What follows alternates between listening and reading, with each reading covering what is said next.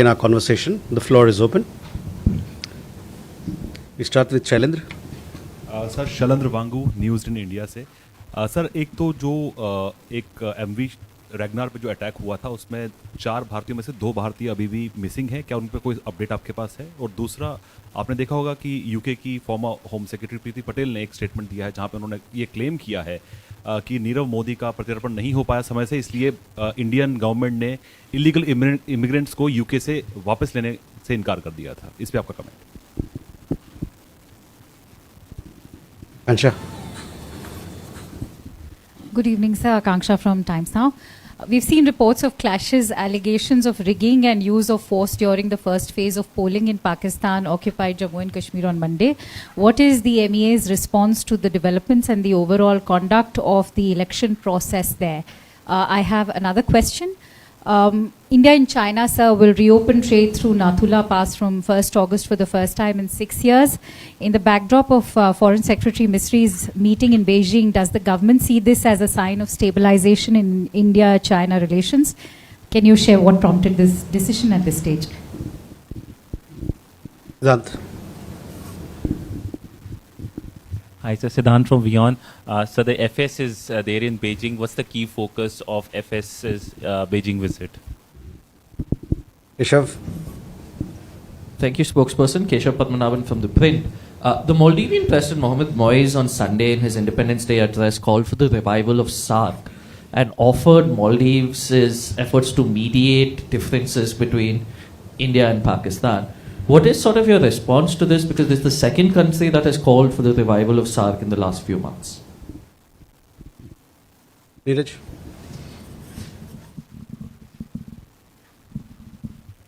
Sir, Neeraj news 18 India से। BRICS सम्मेलन होना है सितंबर में, क्या सदस्य देशों के राष्ट्र प्रमुखों को या हेड ऑफ गवर्नमेंट को इनविटेशन भेजा गया है? और भेजा गया तो क्या कुछ सदस्य देशों के प्रमुखों ने एक्सेप्ट किया है? किन किन देशों ने? ओके। शैलेंद्र, पहला सवाल आपका जो एमवी रगनार पे जो हमला हुआ उसके बारे में है। ओडिशा बंदरगाह के पास में जो हुई थी उसमें, जैसा कि आपको पहले ही बताया था हम लोगों ने, कि 2 भारतीय उसमें 4 भारतीय नागरिक उस पर सवार थे। 2 भारतीय नागरिक सुरक्षित हैं और 2 अभी भी लापता हैं। वो छानबीन चल रही है उनके लिए, और वहाँ के जो स्थानीय अधिकारी हैं उनसे लगातार हम लोग संपर्क में हैं। और साथ ही साथ जो 2 भारतीय जो लापता हैं उनके परिवारजनों के साथ में भी हम लोग संपर्क साधा है। और जो भी हमसे हो सकता है, जितना बेहतर हो सकता है, वो करने के लिए प्रयासरत हैं और उस प्रयास में जुड़े हुए हैं। दूसरा आपका सवाल था यूके के यूनाइटेड के संदर्भ में।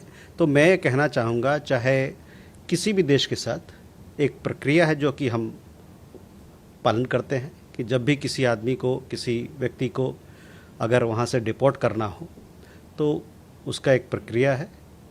उसके बारे में हम जो भी कागज़ होता है ताकि हम उसकी नागरिकता उनके स्थापित कर सके, वो कागज़ हमें मिलता है, उसकी नागरिकता हम उस व्यक्ति का हम नागरिकता स्थापित करते हैं। उसके बाद जो भी आगे कार्यक्रम उसके भारत वापस आने का जो भी कार्यक्रम है उसको पूरा करते हैं। तो ये हमारी प्रक्रिया है और इसको हम लोग हमेशा से फॉलो कर रहे हैं। जहाँ तक नीरव मोदी का सवाल है, नीरव मोदी के बारे में जैसे हम लोगों ने पहले ही बताया आपको कि कुछ न्यायिक वहाँ पर प्रोसीडिंग्स चल रहे हैं यूके में। जब वो न्यायिक जो प्रक्रिया है वो ख़त्म हो जाएगा उसके बाद वो उनका प्रत्यर्पण होगा। तो इसमें हम वो जो लीगल प्रोसीडिंग्स है उसमें हम लोग उसको हम फॉलो कर रहे हैं। और लेकिन हमारे तरफ से हम भारत सरकार ये प्रतिबद्ध है कि जितने भी भगौड़े लोग हैं वो लोग भारत वापस आए और यहाँ पर जो न्यायिक प्रक्रिया है उसके सामने वो खड़े हों। Akansha, your question regarding the elections in Pakistan occupied Kashmir. So let me put forth what we think of it. We have seen reports regarding the so-called legislative assembly elections being conducted in the Pakistan occupied Jammu and Kashmir. India's position on this particular matter has been clear, consistent and well known. The entire Union territories of Jammu, Kashmir and Ladakh, including the areas currently under illegal occupation and forcible occupation of Pakistan are integral and inedible parts of India. The current cosmetic electoral exercise is nothing but an attempt by Pakistan to camouflage its illegal occupation and hide its grave human rights violations in the region. As we have stated earlier, the ongoing mass protests in the Pakistan occupied Jammu and Kashmir, of which you are aware, you would have seen the latest visuals from there, are the direct consequences of its economic exploitation, its denial of fundamental rights to the people, and their administrative oppression.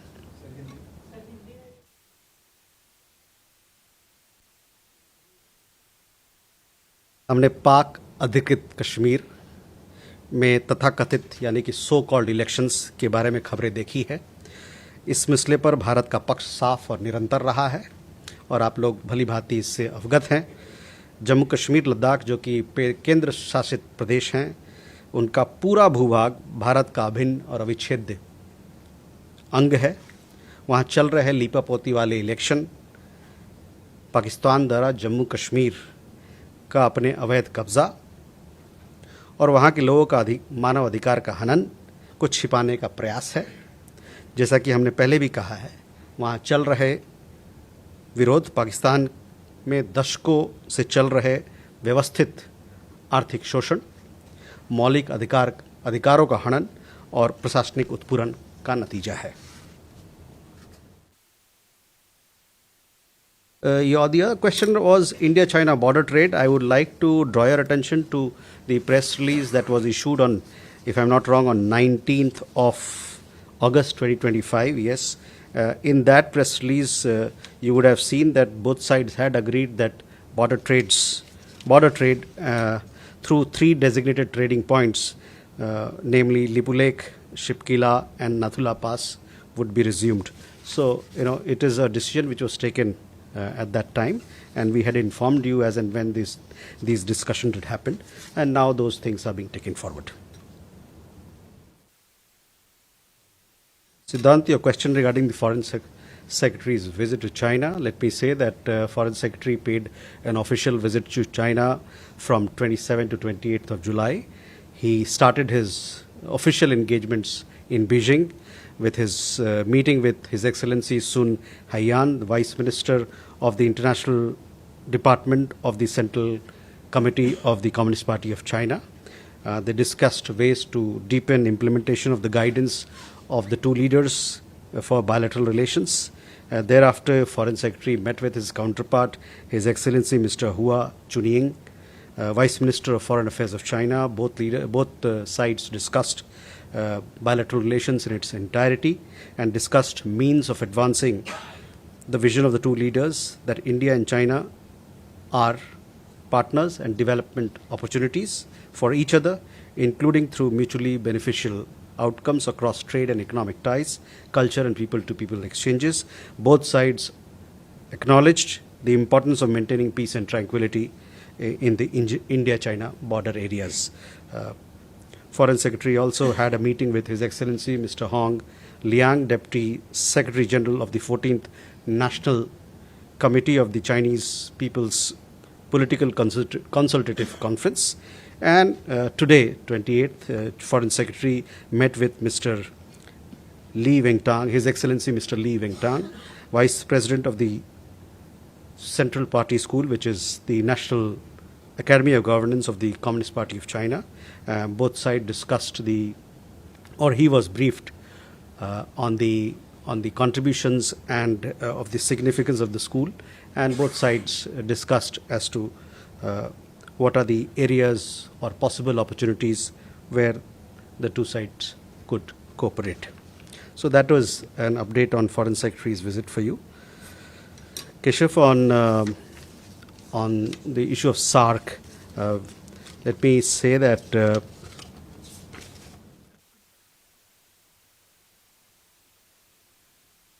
India, as you know, and we have made our position very clear when it comes to regional cooperation. India favors strong regional cooperation and has been working towards it for several decades now. Everyone in South Asia is aware of which country and what activities are actually stymieing SARC, and what activities are responsible for stymieing SARC. After all, cooperation does require goodwill. Neeraj, BRICS के मामले में BRICS शिखर सम्मेलन जैसा कि आपको ज्ञात है, इसकी अध्यक्षता भारत कर रहा है इस बार, और उसमें ब्रिक्स मेम्बरान के अलावे कई एक और सदस्यगण जो पार्टनर कंट्रीज़ हैं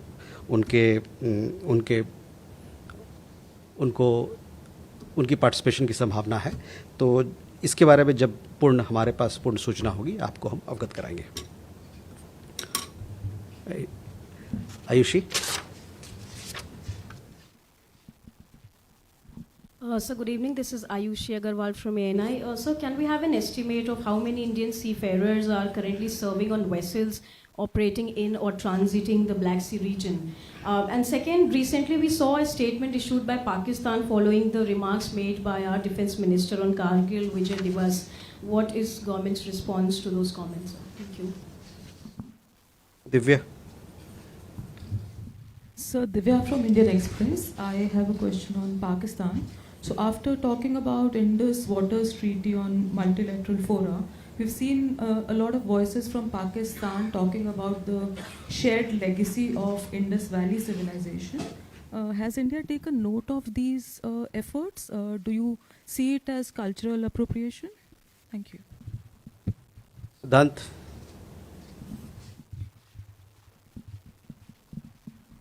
Hi sir, I'm Siddhant from CNN News 18. Sir, Gen Zs in Pakistan praised Gen Zs in India. Many such videos were doing the rounds during the CJP protest.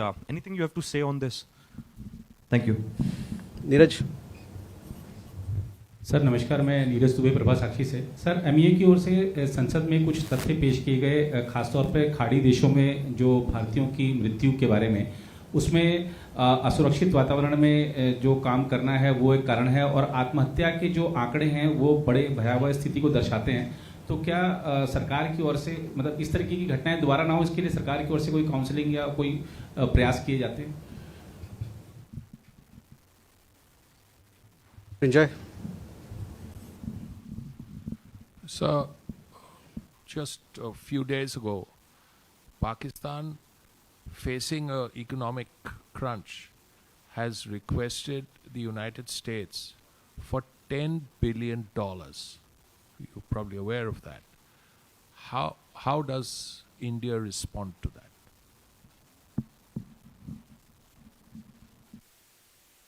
Ishi. This is Yeshi Seli from Business India. You talked about three cross-border channels which have been opened. One is Lipu Lake, you said, Natula, which was the third one, and also has trade resumed from More border between India and Myanmar. And I'd also like to ask, are Kailash Mansarovar Yatris crossing through Lipu Lake, because Nepal had said that they had reservations about the same.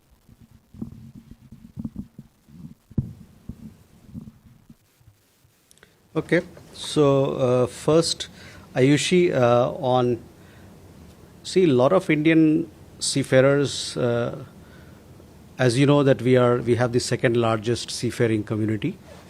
A lot of them are on Indian vessels, and a lot of them are also on foreign vessels. As to the exact number of Indian seafarers who are serving on ships in and around Black Sea, I don't have the figure with me right now. What the figure that I can give you is about Indian seafarers in the Persian Gulf, the Strait of Hormuz region. There, to update you, we have 6 Indian vessels which are west of the Strait of Hormuz, so in the Persian Gulf, and there are 125 seafarers who are on board these Indian ships. In addition, there are 41 Indian seafarers who are on board foreign ships which are there in that area. Also, let me tell you that our Ministry of Shipping is closely monitoring our ships, as also our seafarers, so that we can ensure their well-being and welfare. And obviously, our missions and in the region, they are in touch with Ministry of Shipping to see if there is any requirement to support them, and they are offering any assistance that might be required. On the Black Sea, how many people we have, etc., I'll come back to you with the figure. On your question, the statement that was issued from post the remarks made by our Raksha Mantri, let me say that we reject their baseless and hollow statement in its entirety. Divya, on the question of shared legacy, let me put this straight, that a country which has been promoting cross-border terrorism, which has been promoting religious fundamentalism and violence for decades, cannot have any claim to any pluralistic cultural legacy. Their abysmal track record on the protection of minorities and their cultural rights make such desperate attempts look even more phony. Siddhant, your question was regarding Gen Z. Let me say that, as we all are aware, Pakistan has been sponsoring cross-border terrorism against India for several decades now. The people of India, including the Gen Z, have been demanding that the Pakistani state-sponsored cross-border terrorism must come to an end. We hope their counterparts are taking due note. Neeraj, जो हम लोगों ने जो ब्यौरा parliamentary सवालों के ज़रिए जो सदन के पटल पर रखा है, उसमें विस्तृत ब्यौरा है, क्योंकि हमारी समुदाय काफ़ी बड़ी है खाड़ी के देशों में और अन्य देशों में, और वहाँ पर जो घटनाएं हुई हैं, जिसमें कि उन घटनाओं में जिनकी मृत्यु हुई है, और जैसे आपने कहा कि कुछ सुसाइड के बारे में बात किया, तो वो हम लोगों ने उसका विस्तृत जानकारी हम लोगों ने दी है। और उसके पीछे जितने भी हमारे देश हैं और साथ में जो हमारे समुदाय हैं, कम्युनिटी ऑर्गेनाइजेशन है इन देशों में, उनके साथ हम लोग मिलकर काम करते हैं ताकि एक बेहतर सा माहौल बने और उनको जिस प्रकार का मदद उन तक पहुंच सके, वो हम उसमें प्रयासरत रहते हैं। जैसे कि आपने देखा होगा, इन सवालों के जवाब में भी कहा गया है कि कई एक सारी योजनाएं हैं जो कि हम हमारे लोगों को वहाँ मुहैया करा रहे हैं ताकि उनका कल्याण, उनका देखभाल बेहतर हो सके। Srinjot, regarding a question about the economic support, I have no comments to offer. Yashi, on the More trade, let me come back to you. I don't know exact update at this point in time. On the three points that have been mentioned in the press release of 19th August, let me read out that for you. They are Lipulek, Shipkila and Nathula Pass, the three places. Now the other question about Kailash Mansarovar Yatra. Kailash Mansarovar Yatra is being conducted by the government through designated points. Okay, Kalol.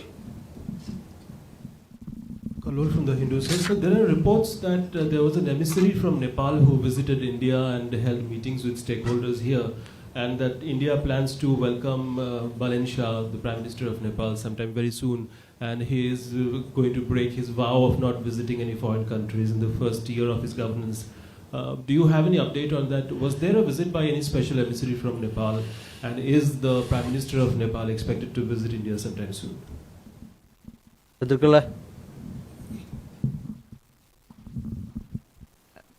Good evening, sir. Chandrakala, Republic. Sir, a video is viral where we can see climate activist and farmers protest toolkit fame Greta Thunberg extending support to the CJP protest at an event organized by the UK chapter of the Students' Federation of India in London.